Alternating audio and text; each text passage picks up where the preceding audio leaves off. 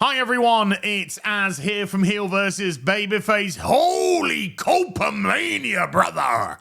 It's running wild today. And yes, that wasn't a parody tweet that you saw.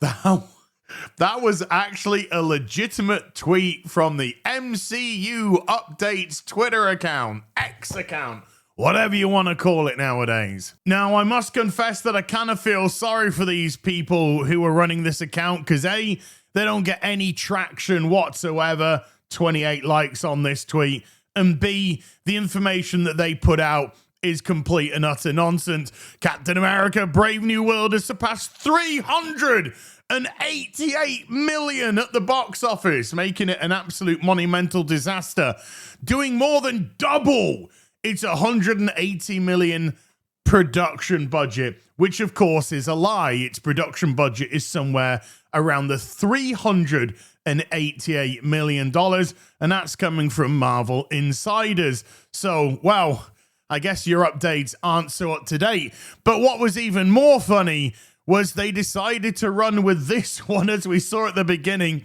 Captain America Brave New World has surpassed Black Widow at the box office, becoming the 31st highest grossing film in the MCU. Well, first of all, Black Widow was not just released at the cinema, but it was simultaneously released on live streaming, which of course caused Scarlett Johansson to sue Disney and settle out of court, where she probably took a nice little payday.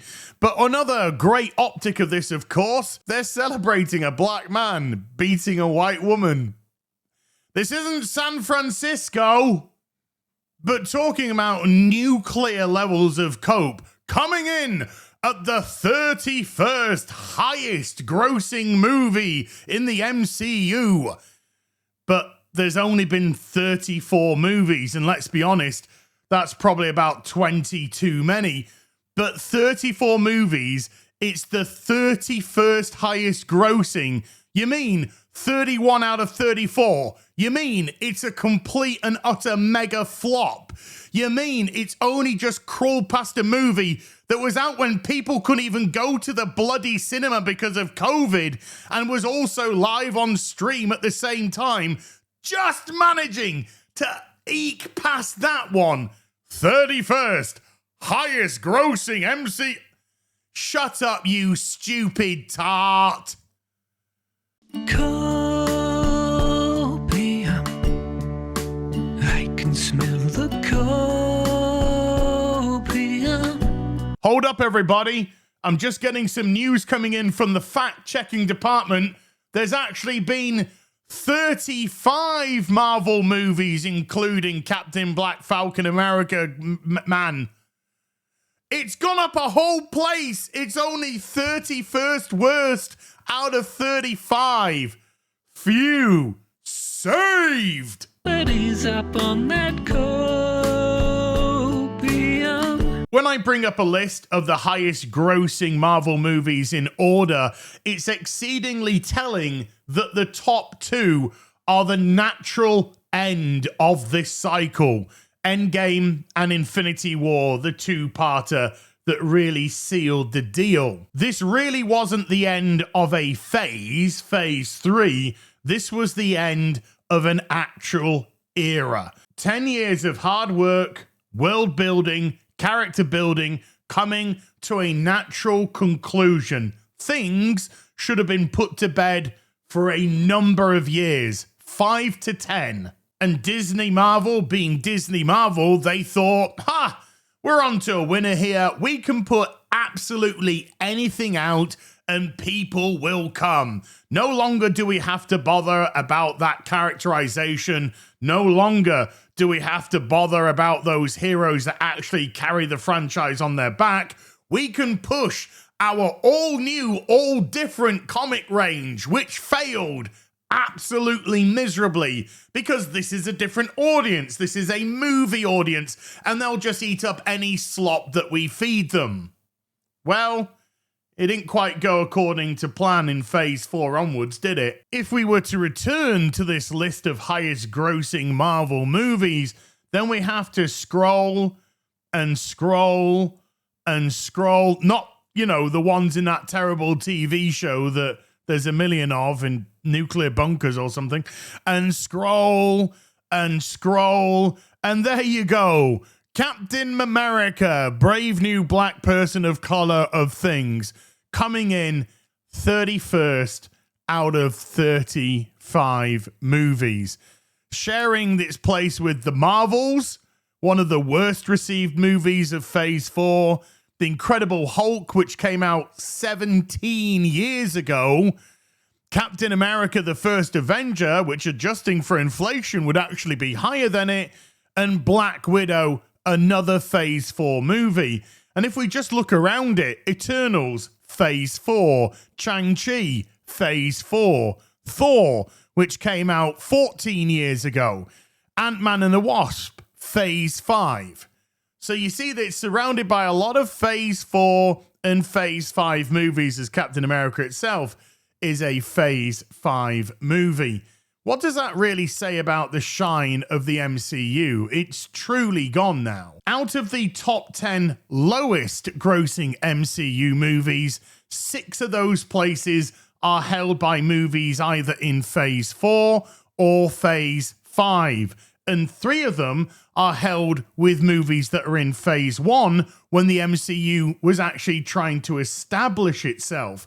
And I'll add to date, because we've got the Thunderbolts coming in May, and let's just say I think it'll be fighting for a position down there.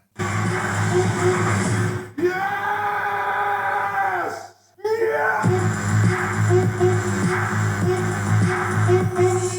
Oh yeah, I forgot to mention that the Thunderbolts' new marketing is that it's an A24 movie. From the billion-dollar corporation known as Disney. Oh! I can smell the copium. And this is why we get to July and how important July really is to both, not just Marvel, but also DC. Because not only do the Fantastic Four and Superman clash in that month, but there's also another wrench in the plans for those two movies as well. And that comes in the form of a Jurassic Park movie. First up on the 2nd of July is Jurassic World Rebirth. Love or loathe these movies, the first 3 that came before it have all done over $1 billion worldwide. Yes, with diminishing returns. However, if the Superman movie and the Fantastic Four movies are not up to snuff, then this film could easily eat into some of their box office and cause them both to underperform. The next bite of the cherry goes to Superman from DC, releasing on the 11th of July.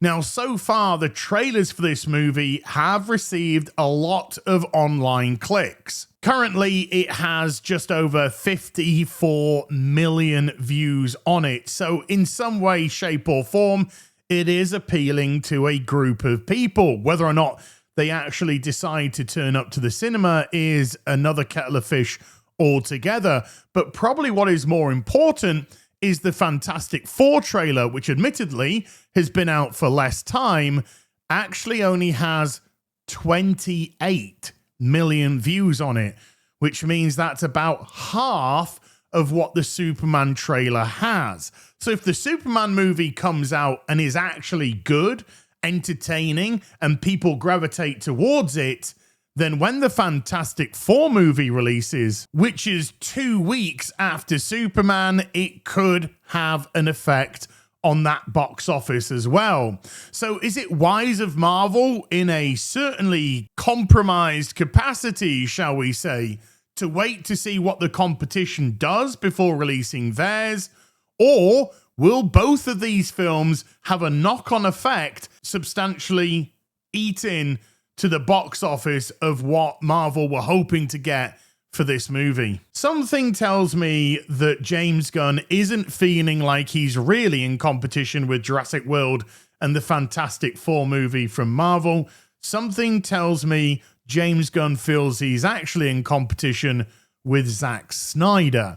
And he'll, first of all, I imagine, be looking at the box office for Man of Steel to see if he can surpass that. Back in 2013, when Man of Steel released, it brought in a worldwide gross of $668 million.